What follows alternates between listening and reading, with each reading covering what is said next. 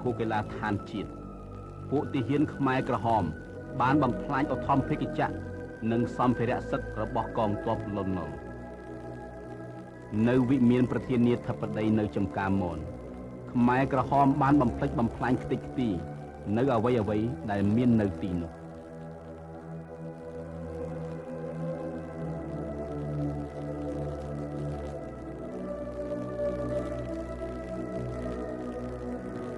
នៅក្រសួងការពារជាតិនៃរដ្ឋាភិបាលលន់នល់ពួកទាហានខ្មែរក្រហមក៏បានចូលទៅបំផ្លិចបំផ្លាញអ្វីៗដែលនៅទីនោះដែរ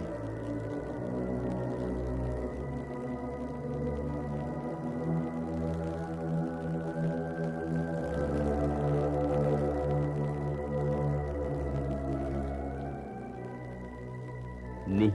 ជាទស្សនវិជ្ជានៃអគ្គសេនាធិការកងទ័ពលន់នល់